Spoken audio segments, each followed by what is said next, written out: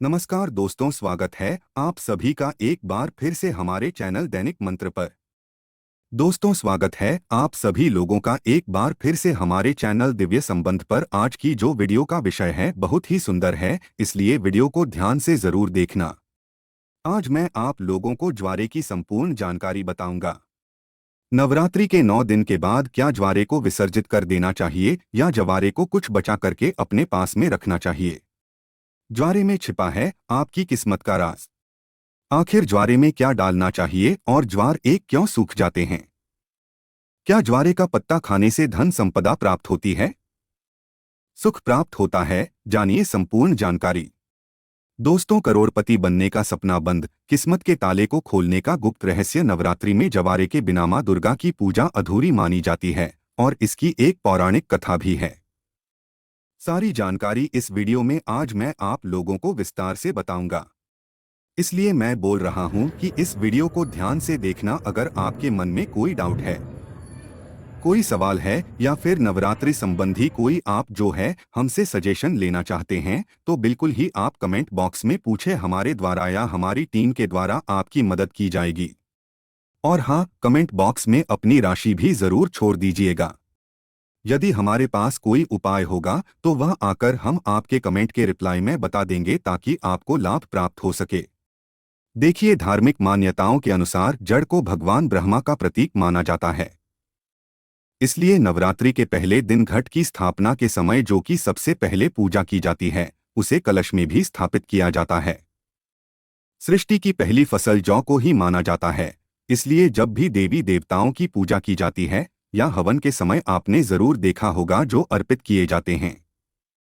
साथ ही यह भी कहा जाता है कि जड़ अन्न ब्रह्मा के समान है और अन्न का हमेशा सम्मान करना चाहिए। इसलिए पूजा में जौ का इस्तेमाल भी होता है, इसलिए लोग ज्वारे बोते हैं। नवरात्रि में बोए जाने वाले ज्वारे से आप अपना भविष्य भी जान सकते हैं। कैसे जान सकते हैं, इस वीडियो में आप लोगों को सारी जानकारी विस्तार से बताऊंगा। अगर आपने अपने घर में ज्वारे बो करके नहीं रखे हैं तो कोई बात नहीं, इस वीडियो को ध्यान से देख लेना। आपको किसी न किसी माध्यम से ज्वारे विसर्जित करते समय कुछ ना कुछ ज्वारे आपको प्राप्त हो जाएंगे। इससे आप अपनी बंद किस्मत के ताले खोल सकते हैं।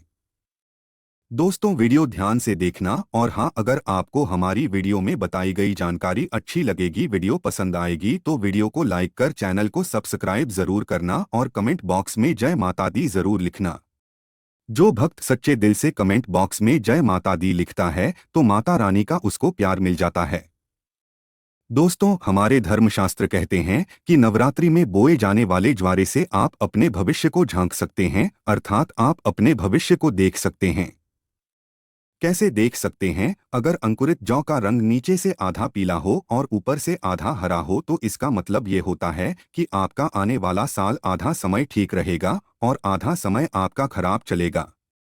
यदि जड़ नीचे से आधा हरा है और ऊपर से आधा पीला है तो इसका मतलब यह है कि आपका शुरुआती समय ठीक से बीतेगा, लेकिन बाद में आपको परेशानी का सामना करना पड़ेगा। आपको घबराना नहीं है, इससे हम आपको छुटकारा पाने का तरीका भी बताएंगे। इसीलिए अंत तक वीडियो देखें, क्योंकि अधूरा ज्ञान हमेशा लटकती तलवार की तरह ही होता है। दोस्तों, इसी के साथ ही जौ सफेद या हरे रंग में उग रहे हैं तो यह अत्यंत शुभ संकेत है। अगर ऐसा है तो मान लीजिए कि आपकी पूजा सफल हो गई है और आने वाले समय में खुशियों के दरवाजे आपके खुल जाएंगे। जो अगर सूखी और पीली होकर झरने लगे तो इसे अशुभ संकेत मान सकते हैं। ऐसे में आप जो है माँ दुर्गा से अपने कष्टों और परेशानी को दूर करने के लिए प्रार्थना कर सकते हैं या फिर नवदुर्गा का बीज मंत्र जैसे ओम धूम दुर्गाय नम। दोस्तों, इस मंत्र का 108 बार हवन करके आहुति दे सकते हैं। इससे आपको अत्यंत लाभ मिलेगा और माता रानी से प्रार्थना कर सकते हैं।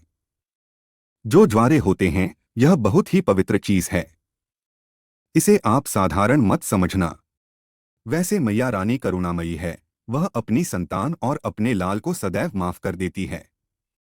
ज्वारे को साक्षात नौ दुर्गा का स्वरूप माना जाता है, ब्रह्मा का स्वरूप माना जाता है। चलिए इस वीडियो में मैं आप लोगों को बताने का प्रयास करूंगा कि अब सवाल यह उठता है कि नवरात्रि में ज्वारे का क्या करें, क्या विसर्जन कर दे या इसे घर में रहने दे। तो धार्मिक मान्यता कहती है कि ज्वारे को घर में रखना शुभ माना जाता है, लेकिन इसको रखने के पीछे एक निश्चित निर्धारित समय रहता है। इसी निर्धारित समय में ज्वारे की सेवा करके जल में विसर्जित जैसे कर देना चाहिए। दोस्तों, जैसे कि आपने 9 दिन इसकी खूब सेवा की है, बहुत अच्छी बात है। 9 दिनों के बाद इसे जल में विसर्जित कर देना चाहिए, क्योंकि शक्ति को शक्ति के साथ मिलाना जरूरी है। जल को गंगा शक्ति कहा जाता है और ज्वारे को श्री शक्ति अर्थात लक्ष्मी की शक्ति, दुर्गा की शक्ति। इसलिए श्री शक्ति को हम जब जल शक्ति गंगा शक्ति को भेंट करते हैं तो ये गंगा शक्ति में जाकर के मिल जाती है। मैं आपको एक छोटे से उदाहरण से समझाने की कोशिश करूंगा। जिस प्रकार जो हमारा शरीर होता है यह पंचतत्वों में मिल जाता है, उसी प्रकार ज्वारे भी पूर्ण प्रकार शक्ति के साथ अपने अष्टभुजा दुर्गा स्वरूप में शक्ति में मिल जाता है। तो दोस्तों, ज्वारे 9 दिन अखंड ज्योत जलने के कारण, ध्यान से सुनना, ज्वारे के आसपास में 9 दिन अखंड ज्योत जलने के कारण माँ दुर्गा के समीप में ये रहने के कारण बिल्कुल ही ये शक्ति स्वरूप में जागृत हो जाते हैं। ऐसे ज्वारे लोगों के दुख, तकलीफ, परेशानी इन सब को चुटकियों में समाप्त कर सकते हैं। तो आइए इस वीडियो में जानते हैं ज्वारे से किस प्रकार हम अपनी फूटी किस्मत को दूर कर सकते हैं, अपने दुर्भाग्य को सौभाग्य में बदल सकते हैं और सभी प्रकार की आपकी जो दबी हुई इच्छा है आप उसे पूर्ण कर सकते हैं।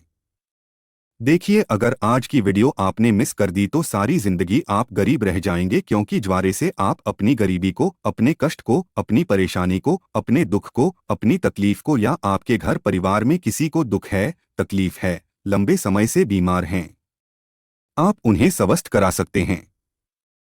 तो आइए इस वीडियो में जानते हैं वास्तव में हमें जो है ज्वारे का क्या करना चाहिए। तो ज्वारे विसर्जित करते समय कुछ ज्वारे साफ पानी से धोकर के हमें अपने साथ में ले आना चाहिए। क्यों इसे लाना चाहिए? क्योंकि इसे श्री शक्ति का प्रतीक कहा जाता है। श्री शक्ति अर्थात इसे लक्ष्मी का स्वरूप माना जाता है, जो मेरे को हमेशा धन स्थान है, व्यापार स्थान है या फिर कारोबार स्थान है, यहाँ पे जरूर रखना चाहिए। इससे धन में बढ़ोतरी होती है, कारोबार में उन्नति होती है।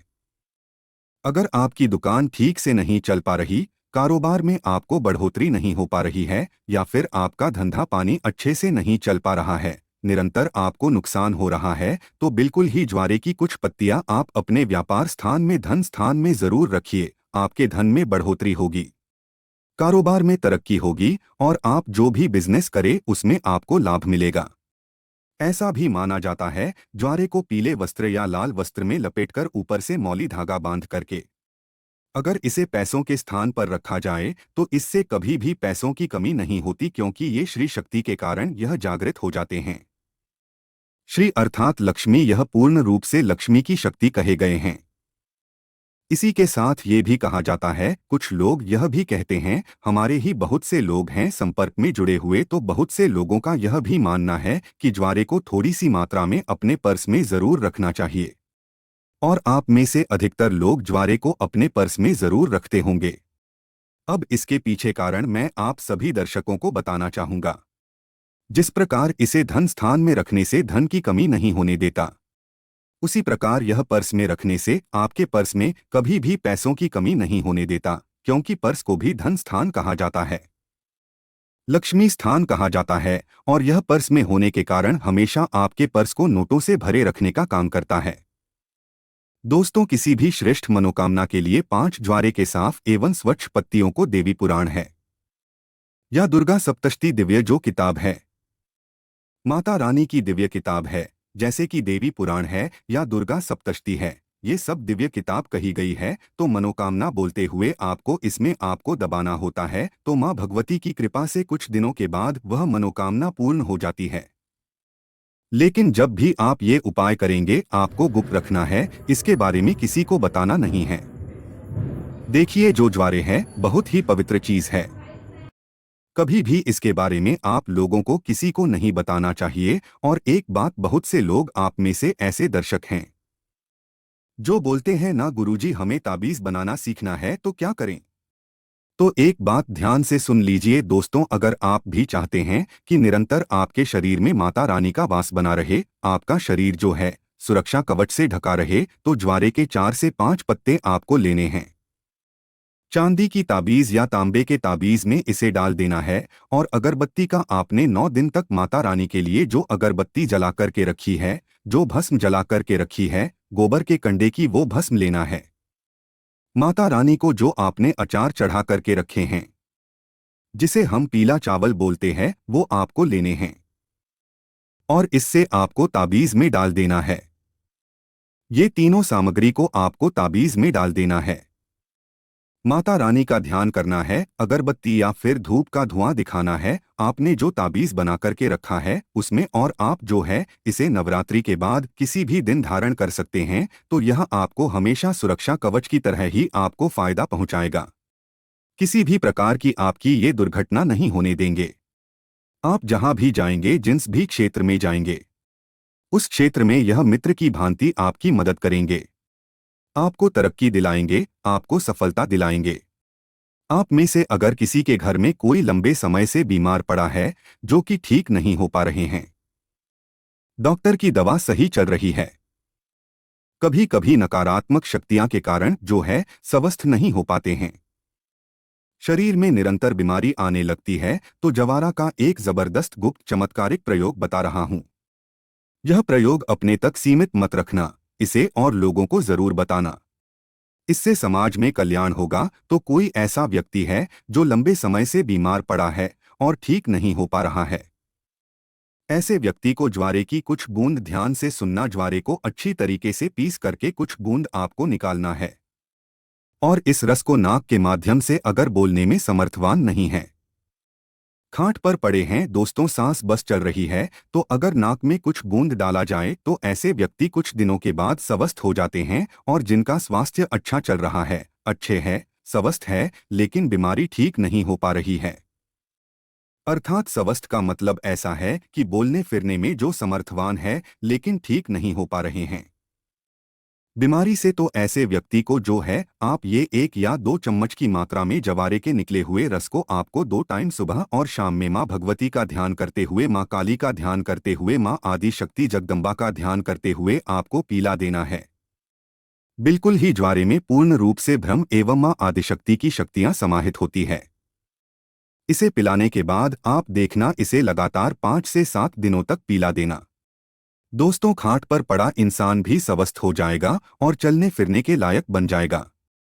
इसलिए मैं आप लोगों को बोलता हूं कि हम जितनी भी सामग्री अपने घर में नवरात्रि के समय रखते हैं, माता रानी को प्रसन्न करने के लिए, चाहे आप ज्वारे ले लीजिए, चाहे जोत की बात ही ले लीजिए, चाहे बस में ले लीजिए, चाहे आप जो ले लीजिए, ये सब किसी ना किसी काम जरूर आते हैं। दोस्तों, हम सब इसे नदी में विसर्जित कर देते हैं। यही हमारी सबसे बड़ी मूर्खता है। नदी में विसर्जित करना चाहिए, ऐसी कोई बात नहीं है। आप नदी में इसे बेशक विसर्जित करें, लेकिन इसकी कुछ मात्रा हमें अपने पास में बचा करके रख लेना चाहिए, क्योंकि ये माता रानी का प्रसाद होता है और निकट भविष्य में जब हमें कोई परेशानी आती है, किसी को भूत बाधा लग गई है, तो ज्वारे की कुछ बूंद इसका रस निकाल करके नाक में 1 से 2 बूंद टपका देने से भूत तत्काल छोड़ देता है। दोस्तों, नकारात्मक शक्ति भाग जाती है, तो इन सारी चीजों को हमें कुछ ना कुछ मात्रा में बचा करके जरूर रखना चाहिए। आगे चल करके यही हमारे लिए माता का वरदान साबित होता है। ये देवी का ही आशीर्वाद होता है, इसलिए कभी भी इसे पूर्ण रूप से विसर्जित नहीं करना चाहिए।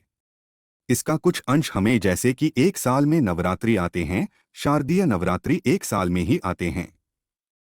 चैत्र नवरात्रि, शारदीय नवरात्रि, 2 गुप्त नवरात्रि होते हैं, 4 नवरात्रि होते हैं, तो नवरात्रि आने तक इसे हमें अपने लिए बचा करके रखना चाहिए। अगर आप भी ज्वारे के संबंध में कोई और विशेष जानकारी रखते हैं, वो कमेंट करके हमें जरूर बताएगा और कमेंट बॉक्स में जय माता दी अभी तक नहीं लिखा है तो जय माता दी लिख करके चैनल को सब्सक्राइब जरूर करिएगा। माता रानी अपने भक्तों की तमाम परेशानी को दूर करती है।